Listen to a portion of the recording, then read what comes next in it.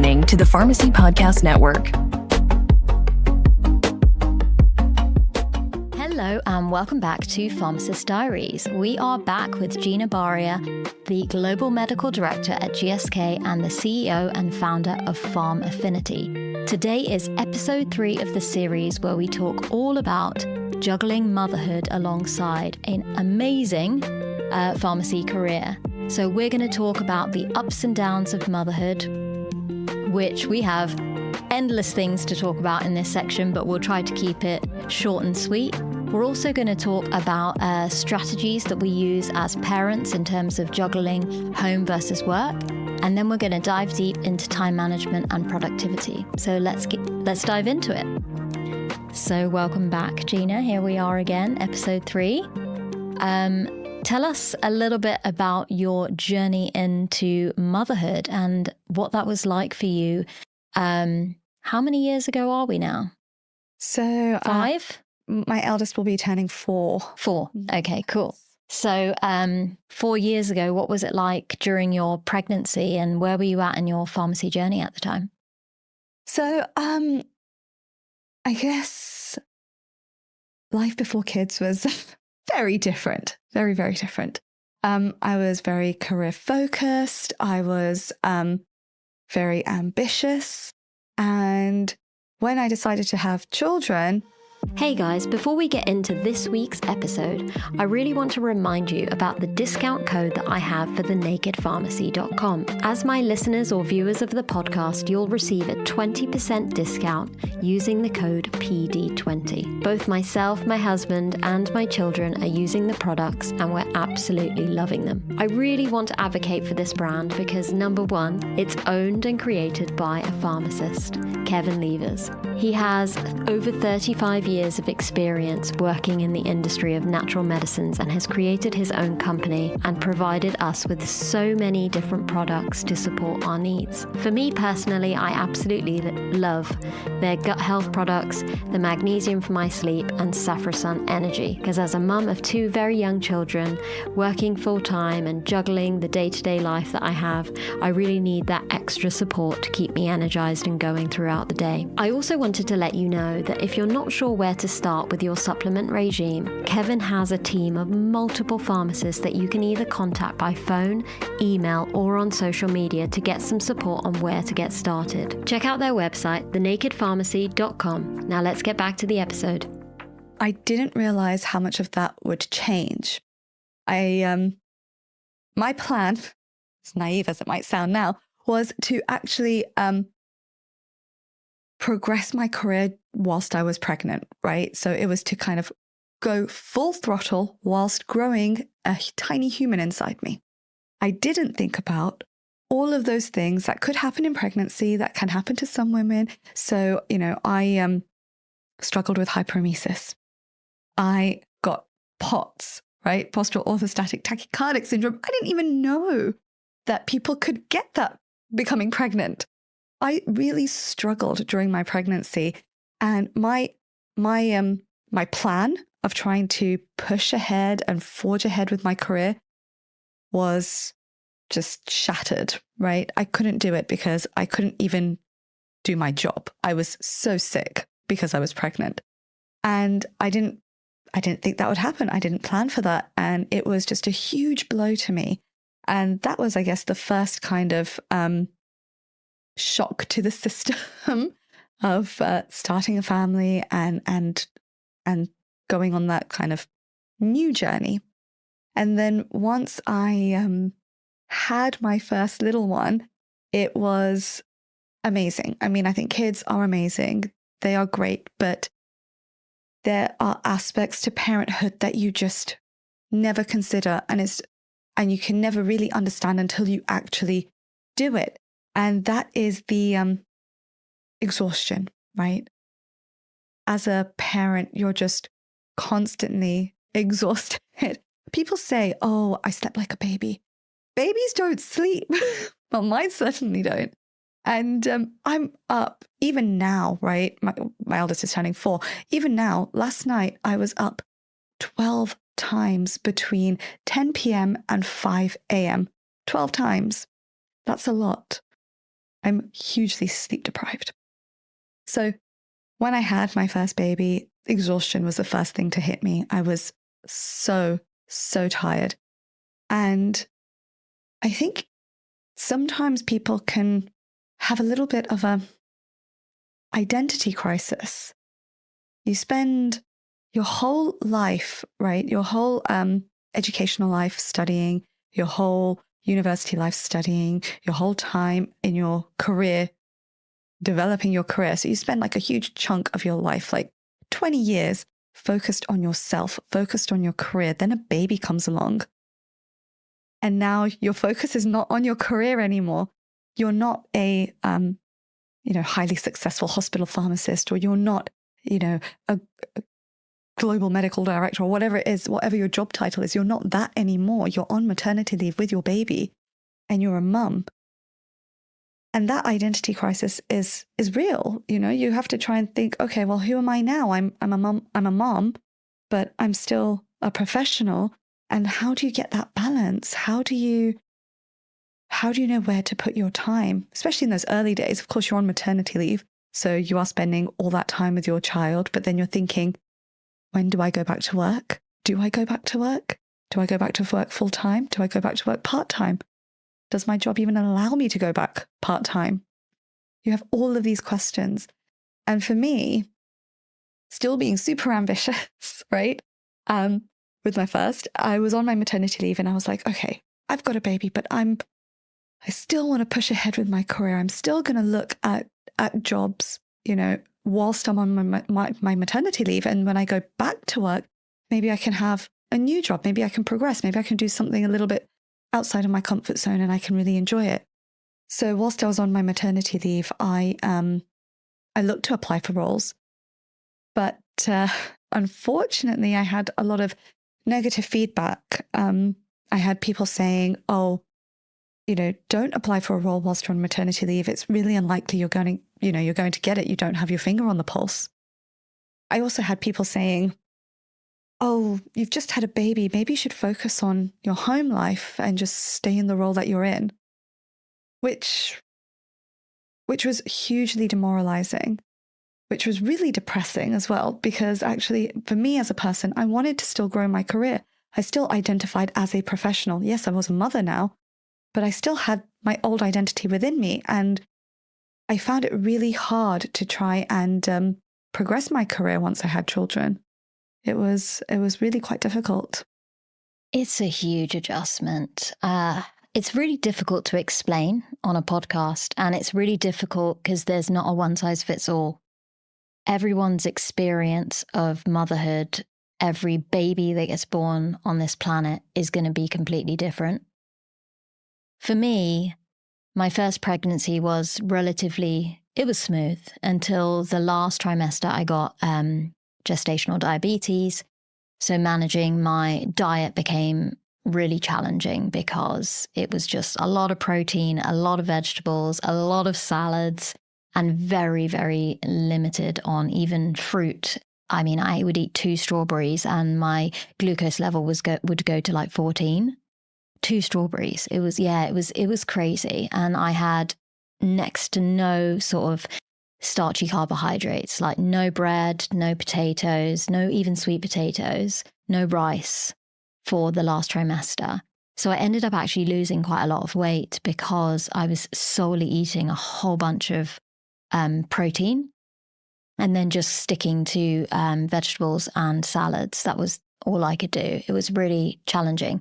And I was very determined not to use medications in terms of the journey. Eventually, I used some metformin, and they wanted me to go onto insulin at the time. And I was like, no, I really would like to be diet controlled and do my best. And I managed to do it.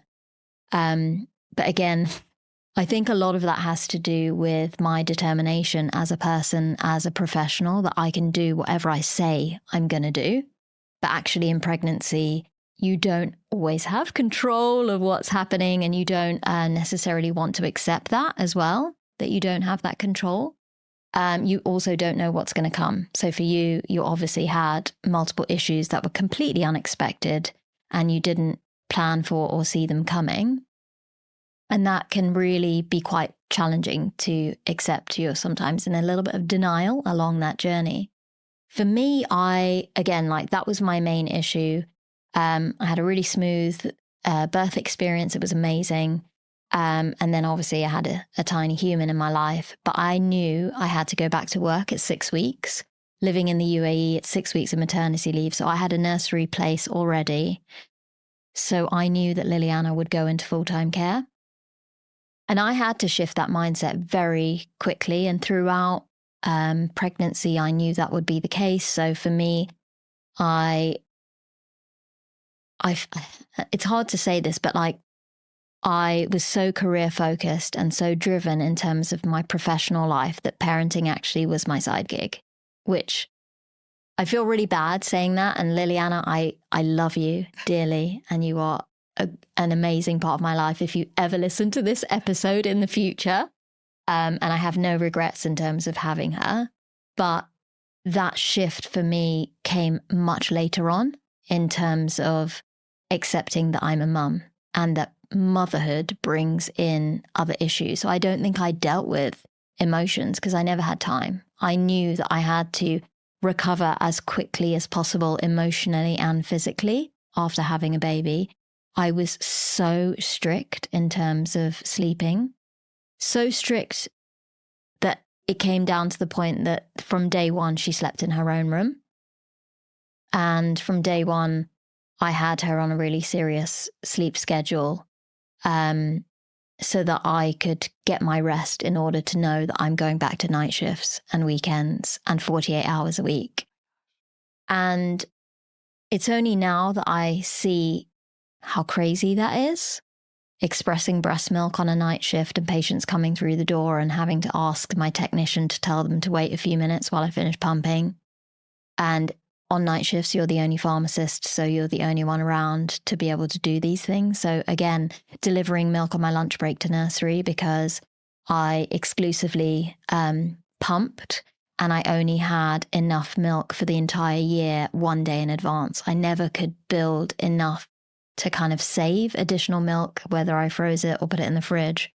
So I would have to leave on my lunch break and go down to the nursery and do drop-offs on a regular basis. So I felt like all of this was normal, by the way. It was just part of my life. It was just what I had to do to be a parent. It worked. I have a super supportive husband, and he did a lot of parenting. And in fact, our night shifts, in terms of parenting night shifts, he did the night shifts for Liliana and I just woke up and expressed. So we both got up, but we both had different activities. And then in the mornings, he would drop her to nursery and go to work. I would go to work, but then he would always pick her up because he would finish much earlier than me. And I would then finish my day. They would have been swimming because we were in the UAE. So they would have had an amazing afternoon together, spending time together, and she'd be down by 6 p.m. And from 6 months onward, she was this amazing, sleeps 12 hours a night, and she's still exactly the same. But round 2, second time, oh yeah, I know a lot about parenting. I know how to set routine. This year, I'm going to take my whole NHS 1 year off. It's going to be a breeze and everything's going to be easy. However, this time I had insomnia the entire pregnancy. I slept probably an hour each night for the entire duration of the pregnancy and drove myself crazy trying to figure out why I had the insomnia, and eventually accepted that it was part and parcel of being pregnant and it was hormones. But that sleep deprivation really impacted my work life because at that time I still had this podcast. I was doing my prescribing course at the time, which is 9 months with King's. I worked at the Evelina as a clinical pharmacist in palliative care, and I was a university lecturer. Oh yeah, and I had Liliana at home as well. So that pregnancy obviously was very different in terms of how I experienced becoming a mother again. And then I had gestational diabetes the whole duration of the pregnancy. So I was on insulin. And again, food was, completely drastically changed because I ended up being so sensitive. I went on to sliding scale during my birth story. Yeah, it was just loads of things happened.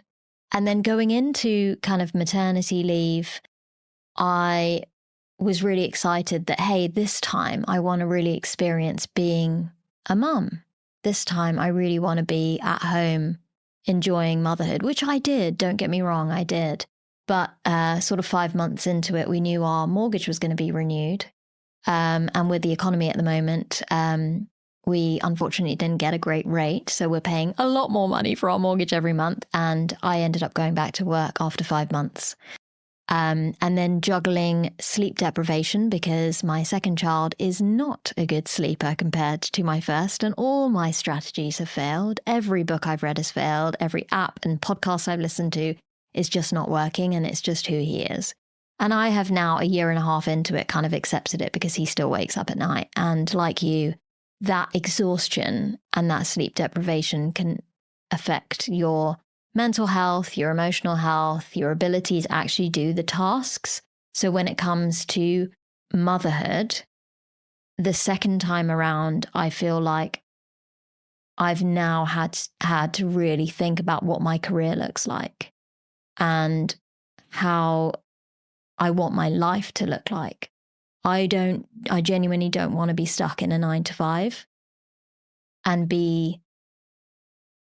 feel trapped that I'm having to work for an employer and I have no flexibility in where I can work, how I can work, when I can do it.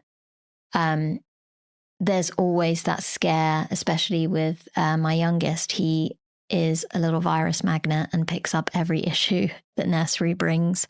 So you're always fearful every time the phone rings that it's nursery and you need to leave work, and you feel so guilty telling your employer that you have to leave work to go and collect your son because he's got a fever.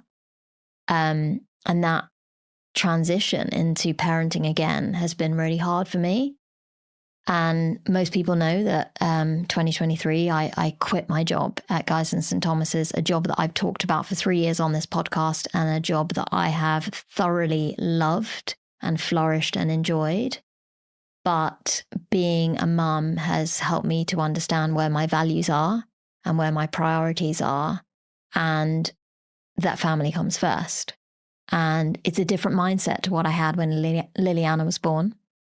Completely different mindset, but one I know is really important to me.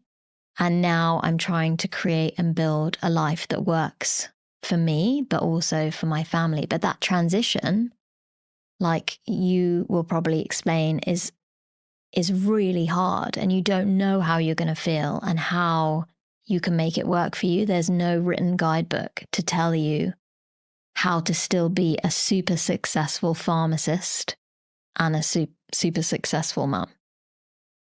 It's hard. It's hard. But it can be done. I feel like we're both examples of how it can be done. And even though, I've kind of talked about some of the negatives of having children and trying to grow my career, there are some really positive stories. So when I had my second and I went back into the workplace, I went back when my youngest was 8 months. And the job that I had was home-based. I had childcare in place for him at home, but I was still breastfeeding him. So he was being weaned, but he still wanted to be breastfed. And I remember being on a Teams call with my colleague, and someone came in, they're like, oh, I think he needs a feed. So I just said to my colleague, oh, just bear with me one moment, I just need to latch my baby. So I was breastfeeding whilst on this call.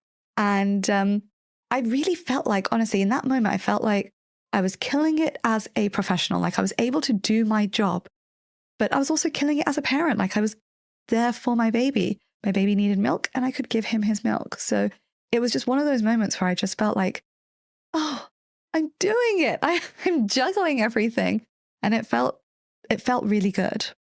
I think having your second child, you kind of know what your expectations are personally. Like you're more aware of how you feel as a parent. So you probably had more confidence to say, actually, yes, this is what I need to do. And this is what I need to do as a parent, but also as a professional. And it's cool. But I think maybe the first time you had a child, would you have done the same? Oh, probably not, because I think I was very much like you in the sense that when I had my first baby, it was very difficult for me to put parenting first. I mean, I took the whole year off for maternity leave, but in those early weeks, I was still very much like, what is being a mom? Like, what am I supposed to be doing here? Because everything that I thought that I knew about being a mom just wasn't what it actually was like, right? So I had asked my in-laws and my parents to help in those early weeks. And I thought that after about 6 weeks, my baby would be sleeping. I would have a routine, like things would be great. No, there was no routine. Like my baby just woke up whenever he wanted. And because I was breastfeeding, baby just wanted to be breastfed all the time. Honestly, it felt like in the 24 hours of the day, I was probably breastfeeding for like 20 of them. Like that's how it felt. And it was all through the night. And I had to come up with kind of coping strategies and things that I could do to try and keep myself awake at night because I was so tired. And you're not supposed to sleep with the baby whilst you're holding the baby and breastfeeding the baby.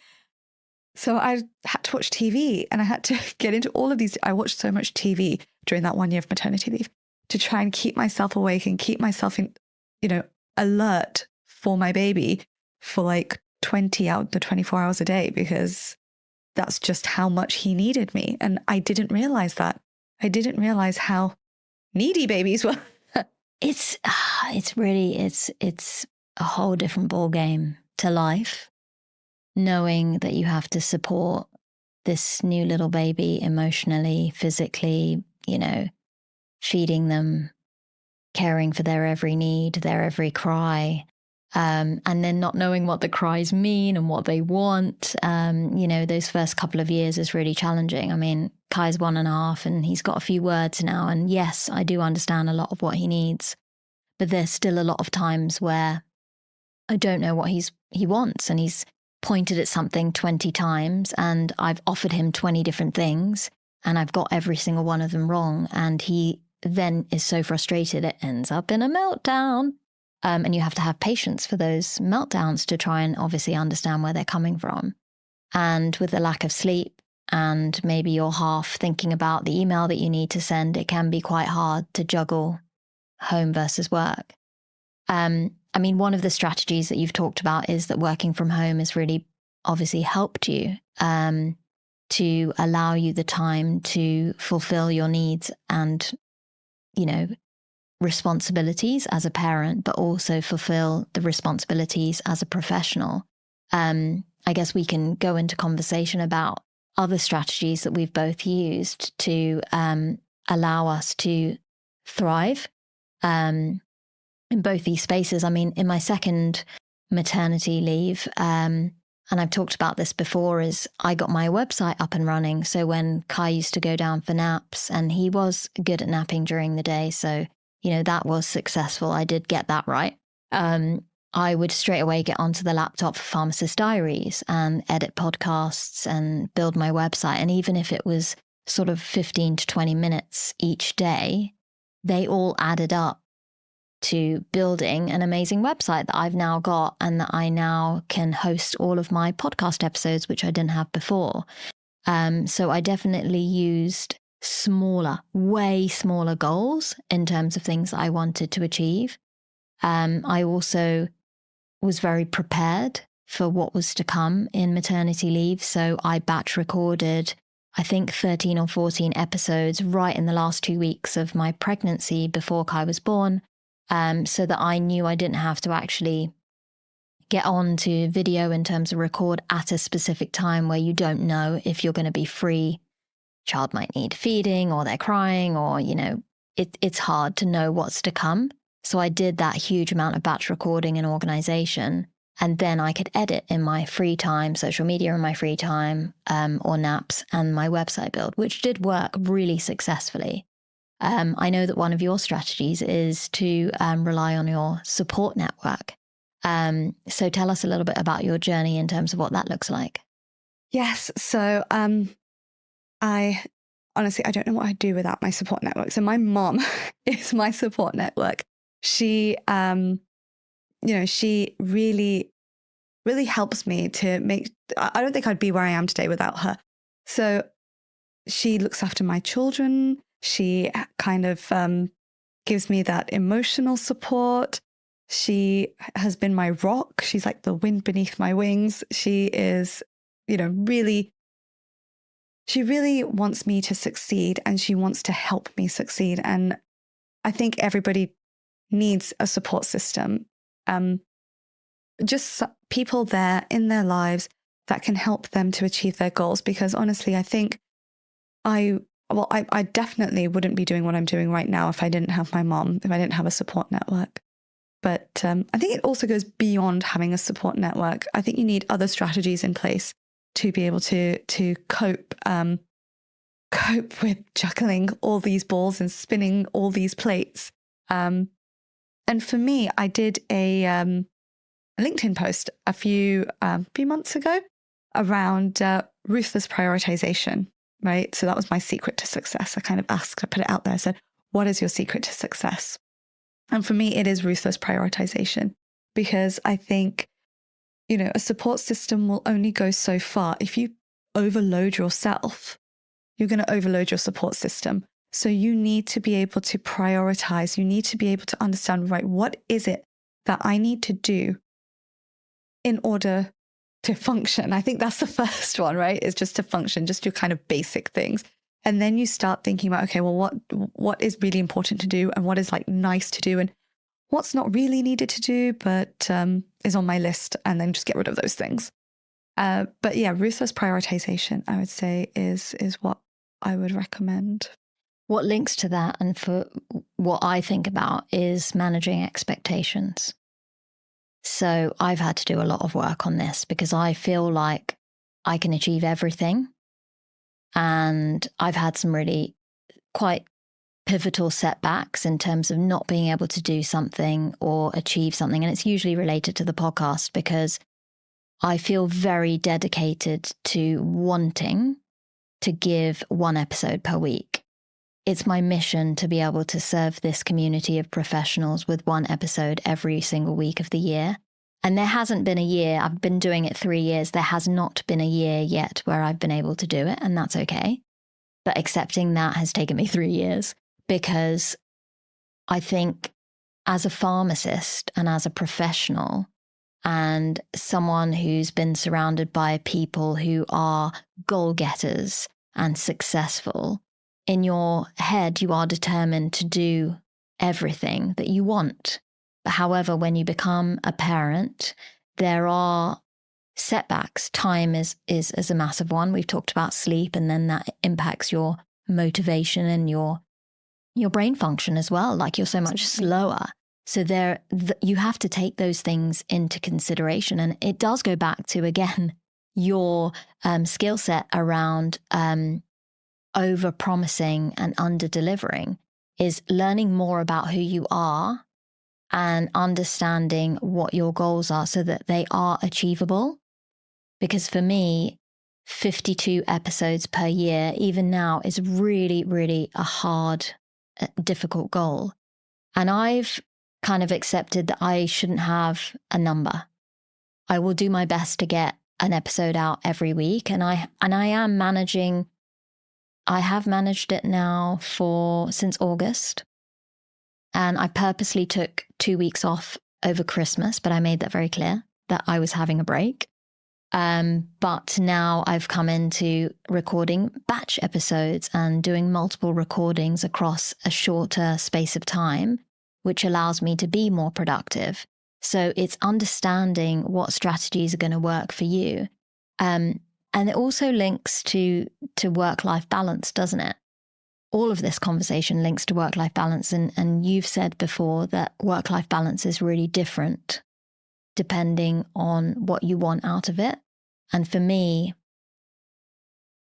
I want to be good at both things. And I think I need to sit down and prioritize more in terms of what my goals are as a parent.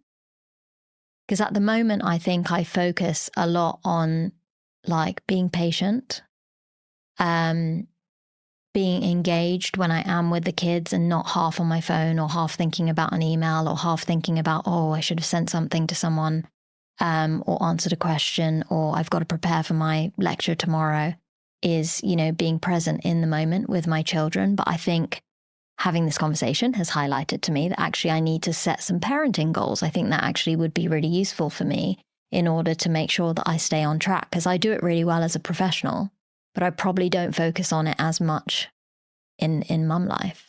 Tell me a little bit about what work-life balance looks like for you and what does it mean to you? So I think work-life balance, work-life balance looks different to different people, right? And it also looks different to the same person in different parts of their life. So for me, work-life balance right now looks like that I'm able to deliver. So I'm able to deliver what I say that I'm going to do for my job, for Farm Affinity, for Pharmacist Diaries, what I say that I'm going to do and actually going to do it. That is part of my work-life balance. But then, as you said, having the patience with my children, so helping them through their big feelings, having time to spend with them, to play with them, having time to clean my house, having time to go to the gym, all of that would feed into my work-life balance. And, I'm going to put my hands up and say, I haven't achieved my work-life balance. There are days where I don't have the patience with my children and I feel super guilty because, I will just kind of burst. They would have done something really, okay, maybe not really small, but they would have done something naughty and I will have told them off instead of trying to work through it with them. And then I feel super guilty about that. Or there'll be a time where, there's a lot of times where I don't make it to the gym. So I'm not yet achieving my work-life balance, but I do know what it looks like and I am working towards that. But what's really important to know is that your work-life balance will change throughout your life. So before I had kids, my work-life balance was very, very different to what it is now. So for me, the balance shifted towards work, right? So I would put in 10-hour days. I would commute. I would wake up at 5 o'clock in the morning to do some exercise. That doesn't happen now. I'm awake at 5 o'clock in the morning, but I'm not exercising. I'm trying to get my children back to sleep. But yeah, I think it's just different as your life changes. I think one of the most powerful strategies that I've used in the last few years is reflection and truly understanding more about what I want from life. And I mean, as the big picture, what do I want my life to look like, and visioning it, and writing it down, creating that vision board, whatever it is that works for you. Visualize where you want to be and then work backwards to find the strategies that allow you to achieve those things. Pharmacist Diaries was something that came out as a passion project, which I wasn't expecting to continue this long or be this big or have this much value in the pharmacy profession. And over the last couple of years, I've started visualizing what I want it to look like and finding those strategies, finding the time, finding the energy, making time to learn, because there is so much to learn as an entrepreneur in terms of business development, sales, marketing you, again, things that we don't learn as pharmacists or things that we don't necessarily use in our day-to-day profession, and finding the time to be able to improve on those areas in order to make this business successful. Because now I am transitioning from a passion project, hobby, into, can I generate income and create the life that I truly want for my family? And for me, that looks more along the lines of being able to homeschool my kids, as an example. Oh, wow. I would be so happy if I could, if I look at my dreams, I would be really happy if I could homeschool my children and travel around the world with them, experiencing life and the world but also being able to work as a pharmacist at the same time. And for me, Pharmacist Diaries is still working as a pharmacist, but I also really want to explore working globally when it comes to providing support to a third world country, as an example, in terms of their clinical services and what they provide in their hospital, or supporting mentorship to pharmacists where they don't necessarily have the support systems in place. And I'm now finding baby steps to work towards that. So in the last couple of months, I've applied for some grants to work in both Uganda and Ghana. And part of that transition has been with Great Ormond Street Hospital, who I will be starting work with. And also understanding that big vision and sharing that big vision with the hospital and the chief pharmacist, and getting her to believe in me, my values, my big picture, and taking those baby steps to make it a reality for me. And it will take time, it will take energy, it will take focus. But there's a lot of kind of small moving pieces that have been really important. And all of this can be done alongside parenting. It's just a lot slower than I'd like. That's the main thing that it comes down to. We can still be super successful pharmacists and parents, but it's just going to look slightly different to when you are not a mum, or maybe even not a wife, because that comes with additional responsibilities as well. You've got a whole new family to deal with. You've got your husband to support. So, your time and your energy is focused in a different way. So I'm really looking forward to 2024. This has been an amazing start to the podcast series for the start of, January. Lots of people have been reaching out to me to talk more about the industry. Lots of people have been asking me about skill development, about how to get roles. So, to be honest, this is a great start for me in 2024, and I'm so happy to be doing it with you. I really appreciate all the time, energy, and effort that you've put into making these episodes incredibly valuable for other people. I'm really looking forward to sharing Pharmaffinity with everyone and making sure people are aware of all the resources and events that you have available. And I think that's an excellent way to kind of end our podcast series. Great. Thank you so much. Thank you for having me.